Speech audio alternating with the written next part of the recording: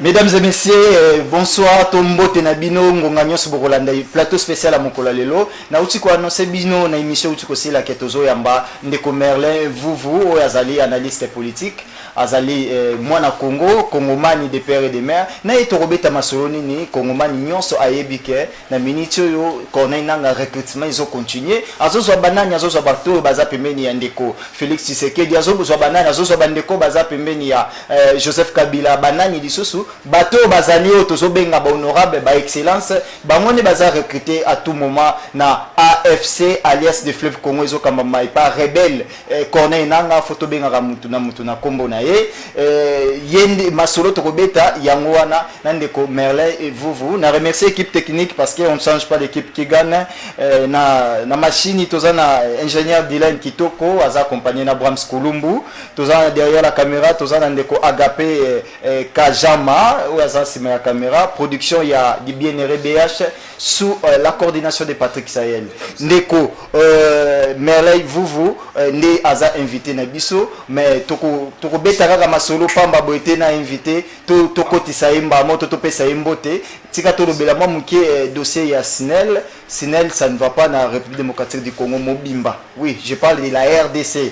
Tous en dans la ville capitale, il y a Kinshasa, où Sinel les ont marché, bande ko balandi fo boy ba question tant besoin landa biso to 8 mois retard, to 8 mois panne et zapona Sinel. Fabrice Lucinde ou azali déjà Sinel rien ne va parce que tous ça la bémission tous pesa ba groupe tous dépenser belé et na souka fin du mois fartir ko ya ba million fartir ya su ya ba 1000 francs et ya ba million donc Fabrice Lucinde attention à Sinel soko muno ko kate kanga bisaka bima auti ko tambusa plus de dizaines de communicateurs à l'axi bango barrage na éviter ba barrage en ezaki lokola ba biloko ya jouer basali à la kisi a filmer lekina ba TV mais na minute tozo mona rien to mito mona clair na dossier ya Sinel.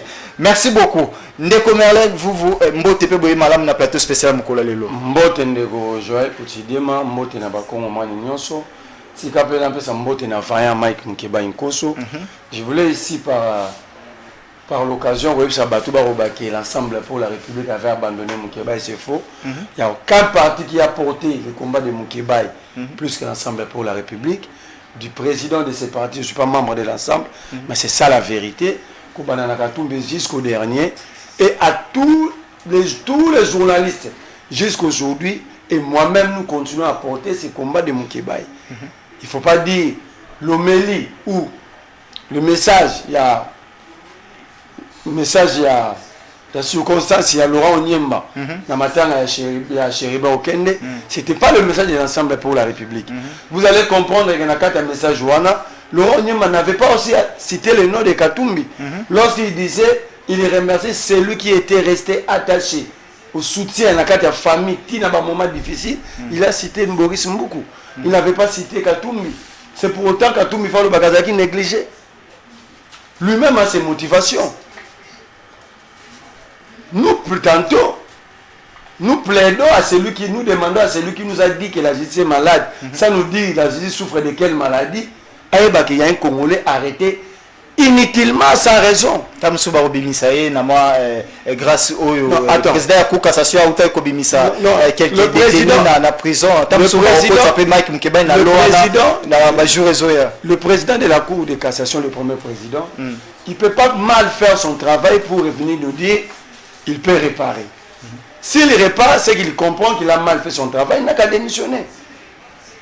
Parce que si vous allez dans la prison Makalawana, il y a des gens qui ont fait 21 ans. Oh ouais, Stanis Boudjakir, notre confrère, dénoncé. 21 ans à commander dans la chambre de conseil.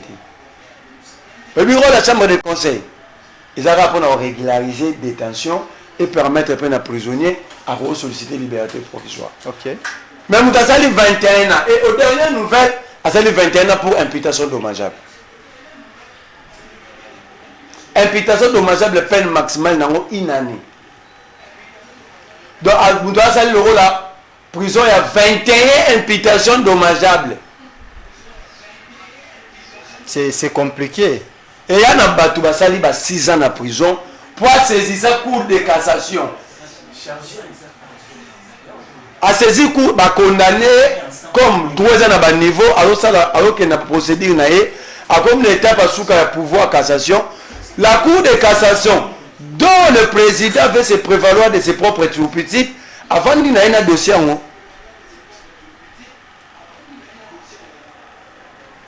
La question, ce n'est pas seulement au sein du ministère de la Justice, mais les droits humains, Fabrice Poué, la bande Zana Moussa, ça a habité. Parce que la maison carcérale la Congo est comme un véritable couloir de la mort. Dans la prison Makala, chaque jour, minimum c'est 3 morts. Chaque jour. Même le directeur de la prison ne va pas me chaque jour. Chaque jour minimum 3.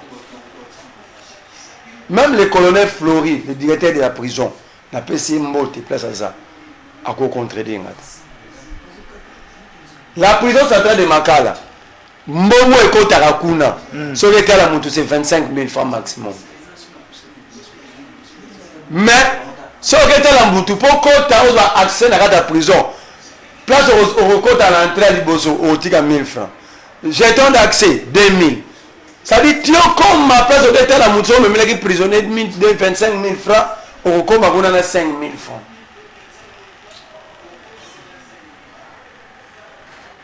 Tout ça se dit à quoi? Dans le mauvais traitement aussi, il y a des personnel. Batouana va foutre à maraté, va prime na bango, et bien maraté, ça la 5 mois, va foutre à maraté, et qu'est-ce qu'ils peuvent faire de son parent? Va visiter comme bas. Mais Ndeko Merle, est-ce qu'il y a eu solo la rana prisonnier na 4 pour que chaque jour, ce qui minimum à bateau bakufa les arato? Moi-même, je suis un ancien prisonnier. J'ai des entrées en prison. Naïba n'a pas dit que je prisonnier. Naïba n'a pas personnel. Il y a photo là de ce apparemment au bima prison moi je suis sorti avec acquittement. Moi je ne commets pas des infractions. Maman n'a la vérité. Très bien, tu as solo. Mais là, il y a des départ, on n'a même pas communiqué parmi qui ont ok, et que vous avez accusé pour notre dossier. Non, vous nous avez accusé abusivement. Nous n'avons pas abandonné le combat SNEL. Nous avons dénoncé le mauvais travail à SNEL. Et je salue les directeurs de distribution de Kinshasa, le directeur Tukuzu, et les DEN, donc directeur d'exploitation et maintenance, le Tundula, il y avait la Kinshasa, va approcher Bissou. Ils n'ont pas nié de problème à SNEL. Bandimi Mabé à SNEL. Bandimi Mabé, ça dit, ça c'est la inconscience. Ils sont conscients que il y a un problème en termes de descente et d'électricité. Et puis, tant qu'on quitte la descente, vous avez balakisi biso ba problème bazan nango, balakisi biso misebe fort bazo sala, pe balakisi biso ba loi, tout ça une loi sur la SNEL, balakisi biso loi et qui est habilité à porter main forte à la SNEL. Problème isanini. Problème en SNEL, il y a 4 étapes, il y a délestage. Première étape. Première étape, c'est au niveau de la production. C'est-à-dire au niveau de nos barrages. Quelle est la quantité d'électricité produite? Le lot, c'est l'homme analyse dans la explication au Kitati. Autre Kitati, c'est la centrale, c'est la poste, la station. Pour réussir la centrale, il y a place Kiteli pour baper sa batte. Après les explications, Nga étant analyste, je suis arrivé à une conclusion. On doit décréter l'état d'urgence énergétique. Le Congo ne produit plus d'électricité. Dernier premier axe, ils ont production. Par exemple, barrage à Inga a produit Zaka 2300 MW. Dans 2300 MW, Kinshasa a besoin de 1300 MW pour tout ça, les taux de délestage. Mais courant Inga Kinshasa a 500 MW. Vous comprenez le déficit déjà. On a un barrage et ça SNELT. C'est l'État, c'est le gouvernement, ce n'est pas le signe. On comprend? Oui. Le signe national, les entreprises techniques. Il y a l'État, même à touche technique, expertise. Mais l'État doit chercher des partenaires, doit conclure des accords avec la Banque mondiale, avec des partenaires. Il y a une centrale et la SICA. Par exemple, il y a 2, il y a 3, il y a 4 bâtons. Le courant qui va être produit et vous permettre à ceux qui et il y a à Kinshasa et pallier un déficit, il y a 800 MW. Ok. Donc, première étape à délestage. Ça, ce n'est pas la SNEL. C'est l'État qui doit trouver des partenaires pour construire des centrales. Allez-y rapidement, deuxième étape. Deuxième étape, c'est en termes de transport. Or, même si vous avez un poteau, vous avez un câble ou même un transport, ça dépend du courant produit. Donc, ça entre dans le cadre. Dans le deuxième étape, il y a des lessages. Et ça, conséquence, il y a la première étape, il y a production. Troisième étape, il y a des lessages. Et ça, courant est recommandé dans la sous-station. Il faut transformer en moyenne tension. Il faut mettre un câble mer, un courant dans la cabine. MT en moyenne tension. Pour comme on a BT basse tension, il faut que on venir pour tout le courant. Déjà, le câble c'est à renouveler. Tout ce qui est tout le monde a venir. Nous avons porté un combat. Ça, c'est la dernière étape. Il y a des lessages quatrième. Quand nous avons commandé le câble, il y a 800 millions. Il y a 8 millions de dollars, pardon. 8 millions. Pour que va renouveler le réseau basse tension à Kinshasa, le ministre, il y a le gouvernement à Tshisekedi. A soit qui arrêtait à interdire qui importation de câble. Na uti kolanda lobby ke basali usine na moni ministre. Non, usine ya kosala ba câble na. C'est pas là la réflexion de Konanga Kala la trésor. Il est de l'union sacrée mais il avait réfléchi. Tant on se débattait sur lui. Oui, ce n'est pas mauvais de créer une usine. C'est bien le main d'œuvre local doit être promu. Où est les problèmes même? Mais la quantité de production par rapport à la demande, l'économie, même l'électricité. Même tout ça, il y a une loi d'équilibre. Il faut qu'il y ait équilibre entre l'offre et la demande. Ceux qui vont produire 40% par rapport à la demande, il faut permettre à la SNEL à importer 60% pour résoudre les problèmes. Maintenant, le lobby, mais la quantité produite est jouée par la pété. C'est-à-dire qu'il faut ça les belles. Pour ça,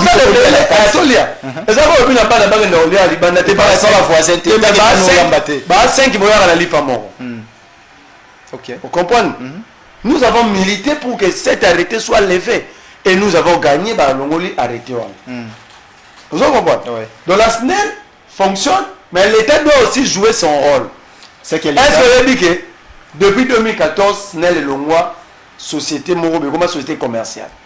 Il faut actionnaire Baya. Mais l'actionnaire, l'État bloqué, l'État est l'unique actionnaire. Mais cet actionnaire lui-même n'est pas solvable devant l'État, devant la SNEL. Et celui que l'État congolais a la SNEL, il y a plus de 16 milliards de dollars.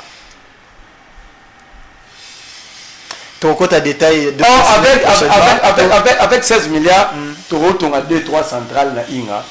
Tu parles de lissage ici. Ok? La régie des eaux que les gens sont en train de défendre. La régie des eaux a une dette vis-à-vis de la SNEL de 800 millions de dollars. Moi, je ne connais pas le DG de la régie des eaux. Ok? Mais l'État, que fait l'État congolais pour promouvoir ses propres entreprises? Or, l'État lui-même, si vous allez dans toutes les entreprises de l'État, l'État lui-même est le premier insolvable. Quand nous avons pénétré le dossier SNEL, raison pour laquelle nous continuons à mettre la pression sur la SNEL, mais nous disons, nous devons mettre aussi la pression sur l'État, parce que le départ c'est l'État. Si l'État trouve des partenaires pour construire, parce que tant que le SNEL a un déficit au niveau de la production, et ce ministre de l'énergie a raté. Aïe bien voté. Aïebi. Que fait le gouvernement? Tu as un conseil de ministres. Quels sont les rapports que le ministre de l'énergie apporte au gouvernement pour que les solutions soient trouvées? Bisso, tu makele n'est pas Lucinde. Lelo, Lucinde a fourni fort. Balongoli courant à Zongo. Baena CPA na Kinchuka. Ce courant représente 248 MW. Donc sur les 500 que Kinshasa a Zanango, tant que ça va travailler à CPA wana, donc ça va ajouter 248 dans la Kinshasa. La ville de Kinshasa aura maintenant 748 MW sur les 1300 qui devaient posséder la ville de Kinshasa. Très bien. L'État, il y a nécessité de produire plus. Il faut que l'État trouve des partenaires. Et les informations, les dernières nouvelles, Banque mondiale est en train de travailler si c'est volé, ils ont déjà avancé dans l'État congolais pour trouver des partenaires afin de construire les grands Inga. Très bien. Les grands Inga va donner 48 000 mégawatts. Donc 48 000 mégawatts, c'est au-delà, il y a des mégawatts que le monde a besoin. Très bien. Dans le monde, au monde, Chine a couru belé. Ici, tout le monde, mais c'est 30 000 mégawatts. Or, Grand Inga a produit 48 000 mégawatts. C'est ce qu'on appelle aussi la diversification de l'économie. Très bien. On évolue, mesdames et messieurs. Tobeta siko moi masolo to witaki ko annoncer bino ezali masolo ya alias de fleuve Congo o ezo kama mipande ko Corneille Nanga bande ko muso pe ba rejoindre Corneille Nanga zo continuer ko recruter tout ça ndeko Arimagie na Yannick Chisola o bazali ba cadre ya bazalaki to lo bango bien bazalaki ba cadre ya PPRD ndeko Marley vous allez analyste politique au recevoir d'abord message au ndengeni. Premièrement, on peut se rendre raison de faire un plateau dans le débat. Arrêtons d'accuser Kagame. Le premier traître, ce sont les Congolais. Le Congo est victime de ses propres enfants. Je l'avais dit, c'est votre plateau. Alors, tout ce que nous avons vu hier. D'ailleurs, je suis très désolé que les Congolais qui condamnent Corneille Nanga font la communication de Corneille Nanga. C'est-à-dire qui ont publié les images, les photos, tout ça. Qui ont publié? Mais pour encore avertir l'État, non, l'État c'est le plus grand organe et l'information. L'État a des services où les gens ont l'information. L'État a l'ANR. Il y a un rôle de service de renseignement d'information. Il y a un rôle de demi pour l'information. Nous avons le conseiller spécial à président en matière de sécurité et d'information. Donc, et Tshisekedi et l'Union sacrée font la communication de Corneille Nanga, du M23, du FC, du AFC. Il suffit que Corneille Nanga mange un avocat. Au moment où il y a des photos, on a Panza. Pillage des ressources. Abouki avocat à Rutshuru. Mais quand vous parlez de Corneille Nanga, vous faites sa communication et publicité. La qui s'en page de Corneille Nanga, au Corneille Nanga publié qui bloque un lobby. Tout le monde des fois et pas Congomani et Belende qui va publier mais justement ceux qui font semblant de condamner, ça veut dire la guerre ou le conflit, la gestion des conflits demande une intelligence de haute fracture. On fait la communication de Nanga. Aujourd'hui, si tout le monde sait que Nanga avait une activité à Kiwanja, qui les ont publiés? Montrez-moi les comptes d'Ari Manji ou à publier à Kiam. Montrez-moi le compte de Yannick Ichisola ou à publier à Mambouane. Donc, l'État congolais fait la promotion des entre guillemets des criminels. Est-ce que tu as que Joseph Kabila a contact avec Corneille? Laisse-moi aller doucement.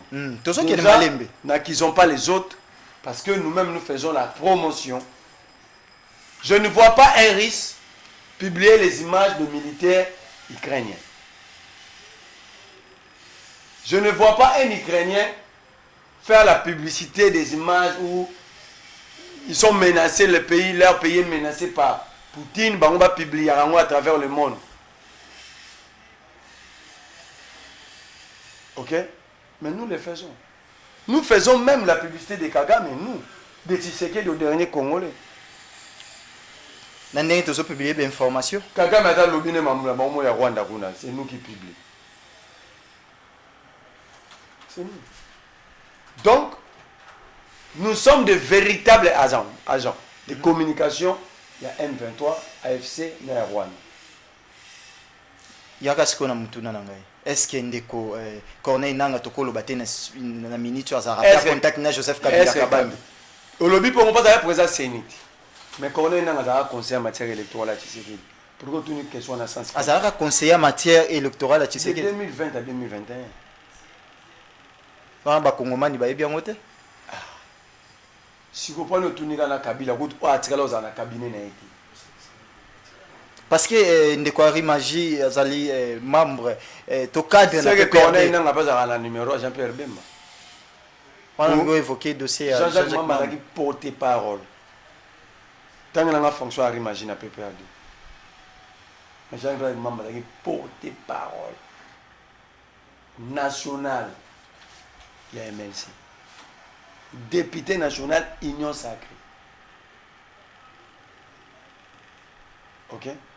Parce que bonito que nani moi. Au balanga Corneille nanga. Naba Bertrand Bissimo. Ba na contact na Vital Kamerhe. Parce que le porte-parole politique il y a M23 la reste Kanyuka, un ancien membre influent. Il y a Yenisa Kamerhe.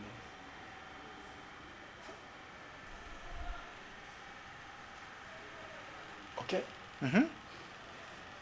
Willy Ngoma, ancien membre à IDPS, fédéral à IDPS Nord Kivu.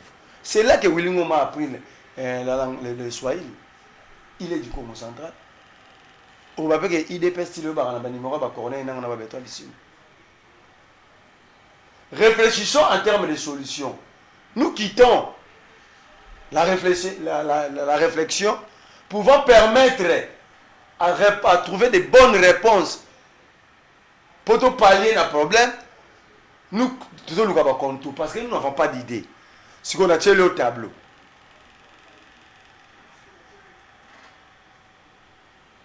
Parce qu'apparemment, dans la machination politique, l'Union sacrée, Bakanisa Congolais, Balingaka, Kabila, si on est au moins Bibi, il faut pas tirer à Kabila. Bakangi Vital Kamerhe, Maman Sanjou, le président vient, interview dans Top Congo, au Tétaki Bata FCC, Basari montage joint. Parce que le FCC, Kabila, Lingaramboko, ok. Vous comprenez? On veut prendre tout un peuple en otage d'une machination politique. Tondimi, Yannick Chisola. Tondimi, Henri Magie, c'est un membre de PPRD. C'est que dans la Bertrand Bissimo, il y a une connivence dans Kabila. Mais, dans le sens contraire, c'est que dans la connivence dans Jean-Pierre Bemba. Parce que Jean-Jacques Mamba était le premier à rejoindre avant même Henri Magie. Est-ce que tu as sortir gouvernement dans quelques jours, toujours risqué?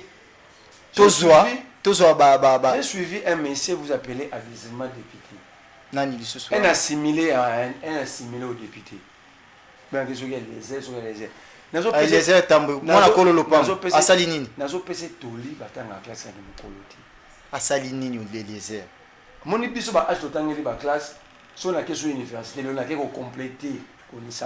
mais lui, il est encore à la recherche des connaissances. D'abord, la République aurait besoin après 5 ans, si sa classe, pour la concentrer. Eliezer doit être concentré dans le temps de la syllabis, de la mikanda, de la réponse, de la système de cours jour. Conséquence, il est embrayé, il n'est plus fixe. Il dit on doit retirer l'agrément. Il y a peu perdre parce que les deux membres il y a peu perdre Bazalaki va rejoindre. Mais il peut avoir raison. Autre trahison. D'abord, peine de mort. Il y a un retirer l'agrément, il y a peu perdre. Est-ce que Eliezer attend à ta droit civil? Il a fait la science politique à l'IPN, oui. Dans la science politique, il y a une notion élémentaire à droit. C'est qu'il y a qui m'a déclassé. C'est quoi la criminologie na inikin? Voilà qu'on n'est pas bon mabatu. Au bout de Kendaki, j'ai un homme qui a compris dans le côté. À quel moment ça les sous? Mbogo bino bolingi batuta. Bolingi batuta. Où est le mal ceux qui botoli to ba retirer agrément ya PPRD? La science, c'est l'unique chose dans le monde entier qui gardera limpide, propre. C'est pourquoi dans le grand plateau, on a des experts. Babi Waza, expert en sciences politiques, mais il y a des questions au Moyen-Orient. Quand il t'explique le Moyen-Orient, Yomo Lobby, on peut retirer l'agrément à un parti politique dans la question. Si le plus haut sommet, il y a parti où on a basé la complicité, est-ce que Eliezer peut démontrer est-ce que Kabila est en complicité ou Chadar est non. Il peut le démontrer. Si moi j'étais Kabila ou Chadari, tout de suite je mets Eliezer en accusation. Ce sont des accusations graves contre des innocents. Parce que seule instance habilitée à établir des culpabilités, c'est la justice. Eliezer doit être arrêté. Où est le procureur? Si c'était moi, on allait me poursuivre, j'allais dans une cachette. Eliezer doit être arrêté. Même dans la procédure de flagrance, il a porté atteinte à la dignité de tout, d'un groupe. Pourquoi tant Jean-Jacques Mamba Kendaki, Eliezer Mouninga et Jean-Jacques Mamba? Pour parce qu'il est dans un groupe parlementaire mort. Pour la ligne, il y a ça qu'on fait des postes, on l'appelle Jacques Babot, l'agrément MLC. Des poids, des mesures. Il n'est pas équilibré intellectuellement. Ça m'a des poids, des mesures. Il a des déséquilibres cérébraux. C'est un déséquilibré intellectuel, c'est fini. C'est quelqu'un qui passe à la télé, la qui s'amaille émission et les gens à salaire raisonnement logique. Je crois même que même dissertation va ça là. C'est quelqu'un qui est intelligent. C'est quoi l'intelligence? Pour le baraming et la TV. C'est quoi l'intelligence? Aïe à Lobi Makam. L'autre fois c'était lui.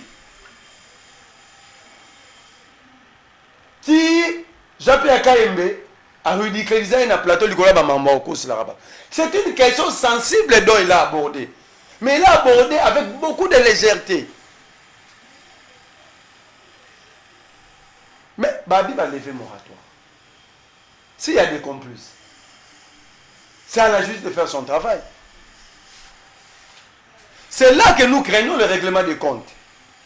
Vous commencez à nous donner raison. Sans enquête au préalable, on pointe du doigt aux autres citoyens.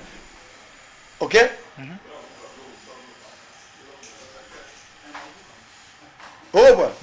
C'est ce que nous avons, on craignait au départ. Comme un règlement des comptes, c'était à la justice et au service de sécurité d'enquêter, de retracer. Nous avons recruter, qui sont les recruteurs, mais quand Eliezer vient dire, il faut pas aider. Et celui qui le bat, je sais bien, Eliezer va exécuter.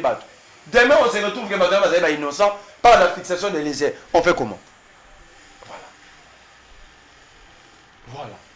Moi, je crois, lui, comme il sait que Kabila n'a pas peur de Bazaba complice, c'est lui le premier à être arrêté.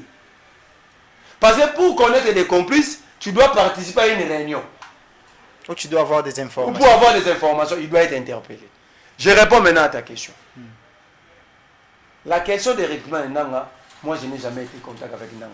Ni pendant qu'il était ici, ni pendant qu'il était président de la CENI, je ne sais pas comment est-ce qu'il a... Mais apparemment, ok, nous répondre bien sûr, apparemment, Nanga a contact, il va continuer, c'est parce qu'il a été président de la CENI. Mais posez-vous la question.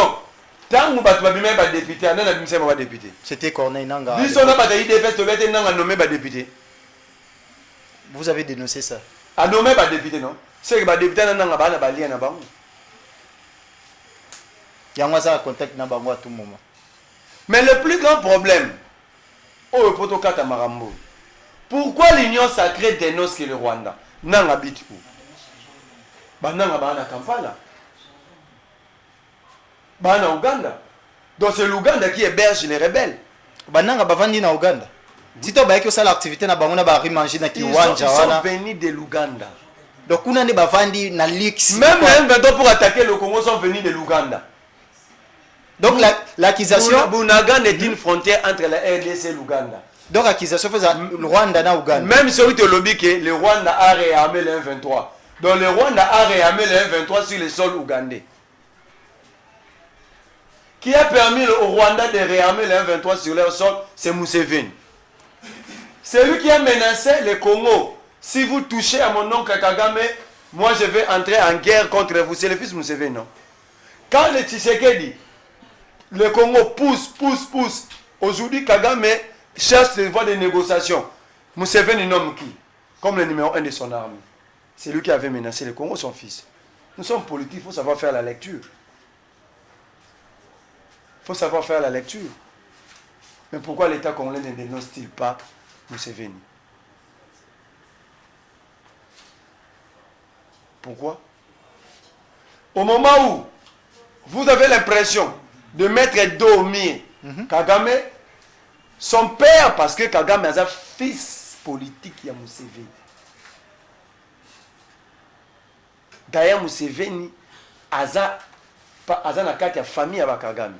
C'est pourquoi son fils s'appelle Kagame oncle. Kagame a géré même les renseignements civils ougandais. Bon, mais dans la Google CV Kagame. C'est ça le problème à Congo. Vous pensez protéger, nettoyer Museveni? Oh, c'est lui le moteur, le cerveau moteur à Marambo.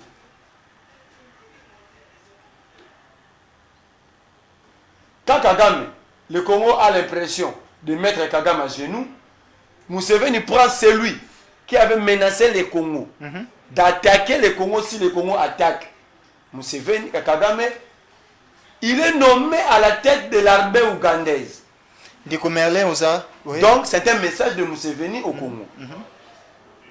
C'est un message. Très bien. Ndeko Merle oza moi politique politique ya mboka na biso ndezo tambola. Est-ce que toko risquerait te bateau bazo zela ba bima ba ministre soki bazui ba ministère te bakatisa na ngambo ya AFC ya Nanga. Je suis pas prophète, je sais pas comment ils sont, je ne connais pas la ligne à contact na bango. Je n'ai jamais fréquenté. Nanga Saint-Dien bateau de la Monakiana. Je les vois, je voyais qu'à la télé, je n'ai jamais été en contact avec quelqu'un. Bateau ba oza ba député, ba ministre ou ba oza la télé, na ba monté. Je suis pas dans le secret, il n'y a pas ange. Mais c'est à nous, c'est à l'État congolais de travailler pour empêcher ce genre de choses. C'est ça la mission principale de l'État. Ferdinand Kambere na tongo asali ba déclaration même na ba et pas ba confrère na biso na Top Congo a lobby Kabila n'a envoyé personne à rejoindre l'AFC. Alors que bazo akizé notamment na ndengo uchuko cité ndeko Eliezer alobaki ke ba retirer agrément. Ferdinand Kambere secrétaire permanent lobby Kabila n'a rien à voir avec ces histoires azaki pe atindi mututa ko à rejoindre Nanga. Mais la paix sur réponse claire. OK. Ce qui babi Kabila tindi bato. C'est que nous allons conclure que Bemba avait envoyé Jacques Mamba, Kamere avait envoyé la Reine Kanyuka. Moi je ne veux pas aller sur ce terrain-là. Plutôt, moi, je veux un terrain où nous allons tous réfléchir comment absorber ces problèmes afin de donner des réponses durables à cette question pour pouvoir permettre au Congo de réfléchir, aux Congolais de réfléchir sur le développement. Parce que quand on a un conflit politique, ça fait 30, 40 ans, jamais quand est-ce que nous allons réfléchir au développement?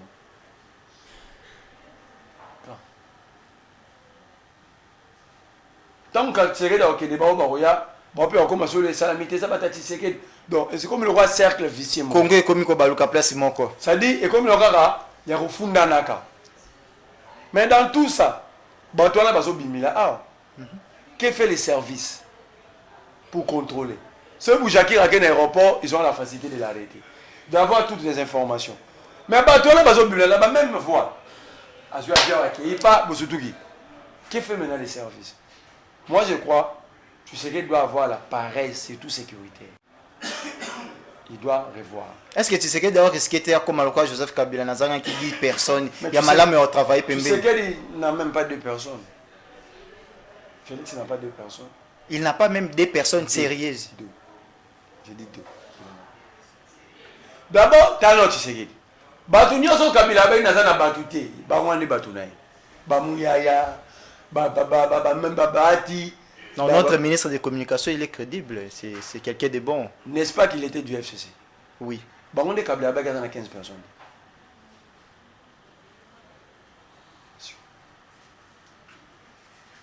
Donc vous allez comprendre que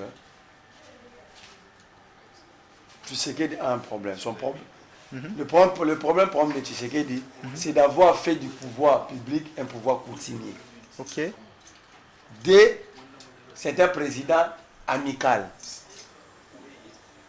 Il est qu'à voir avec ses amis. Regarde, il est devenu président. À peine devenu président, il a effectué 11 voyages.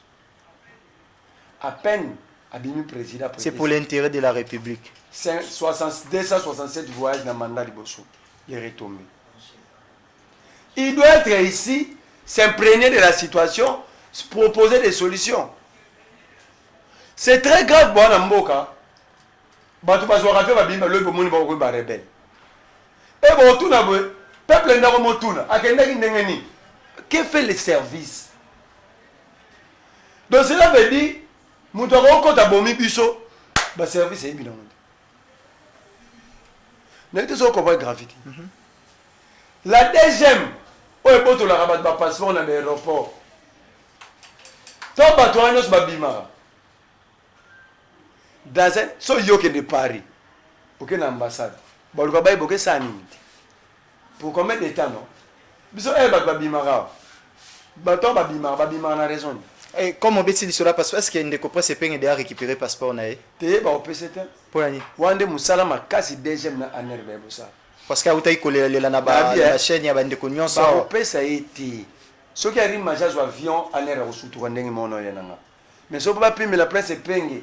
Passeport wana bazama kasi ils sont informés ko banana tiseke kina mudasuka ane na deuxième makasi bena baza informés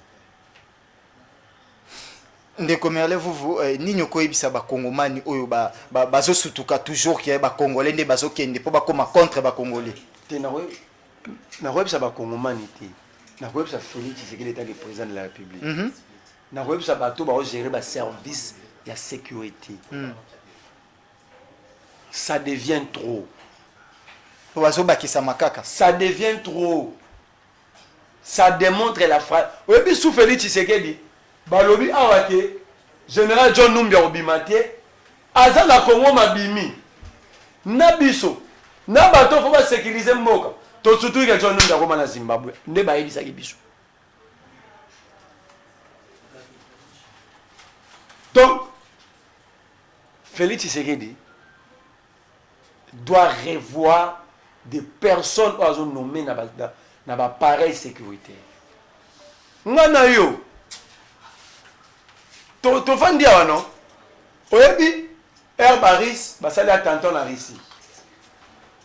40 minutes après attentat, Baris va zomer misala bon comme si rien n'était. On met le micro à un Russe, oyebi Russe abini. Oh. Ngana yebi que l'état zawana pour sécuriser ngai à travailler à Luga Batouana au Kangabango. Ce n'est pas mon travail. On comprend le niveau de l'État. Donc le peuple a confiance. Dans le bateau, le méthode il a attentant. Na Russie, récemment. Après 30 minutes, Bayeka va quadriller place pour la banquette, les Russes ont repris leur travail. Batouni bango babi oh. Mais batou bandi me koza musala oyo bazali bango ba élection de bateau basali. Mais nous on est incapable de dire ça pour nos services. Comment batou balongwa mboka ba voyager sans toyer ba ke batou bazo bima na mboka. Donc le numéro 1 à renseignement, le président de la République, le ministre, nayo citoyen lambda, on a surpris. Alors c'est que nous ne sommes pas sécurisés. Nous ne sommes pas sécurisés. Mais entre-temps, il y a un élément que j'ai retenu dans la union sacrée. Il y a la communication, il y a l'activité en langue. Pas de communication, c'est la union sacrée. Oh, vous identifiez la union sacrée. Il y a bilogo wana, la kisa na compte ya nanga o ya publier ki yango. Nous faisons leur communication sans les savoir. Et puis Henri Mangi dans micro dans vidéo na azui micro à lobby que bana kiwanja bientôt tozo ya Kinshasa. Wana Henri Mangi. C'est très grave que batu bana pouvoir mutu nazana yebi mutu mona yebi yebo enelongité na mona publication tu kombone. Abitolobaki na bino bata kabila. Mais azui communication ya nanga. Ya Henri Mangi. Ya Henri Mangi. Achi. A évité Galako asphyxier le peuple Moubimba. Donc le peuple pense que Batouane est son commandant. Il a fait la communication à Henri Mangi. Il a permis à Henri Mangi d'atteindre la population congolaise. Oui. Alors, ce sont les gens de l'Union sacrée. Ou en général, nous-mêmes Congolais, nous condamnons, mais nous faisons leur communication. Est-ce que les aliments qui y a sécurité, il y a contrôle, il y a l'État congolais pour Batouana ba rejoindre toujours Nanga, bazana contrôle il y a bateau, banani baza complice, banani baza boye, pour tout le temps surtout kaka qui ngandi ya ke boye. Où étaient les Sukhoi hier? pour bombarder directement du Wanja Bandanga. Parce qu'ils ont une activité bien organisée, il y a une matinée politique, Batamboli, Kiwanja bana Kiwanja na Sainte-Thérèse. Ndenge ba on peut basala ki lobby. Pas une comparaison avec le président de la République. Bon, ndenge Katumbi azaki na Sainte-Thérèse. Ndenge ba on peut basala. Ba benga meeting. Meeting, oui oui. Bon ba tiseke na ba Katumbi basaki ni. So ndenge bazaki wana suko ikaka ta ko pango vide.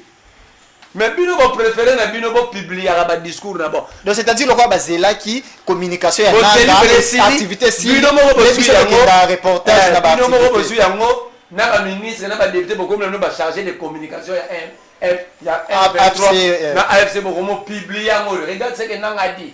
Regarde Harry Magé a dit ceci, c'est un kabiliste qui ont communiqué hier pour eux.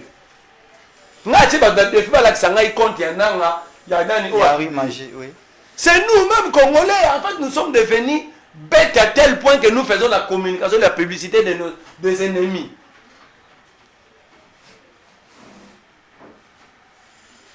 Cette activité est tellement minime que nous l'avons rendu grande, pardon, Bissoumou.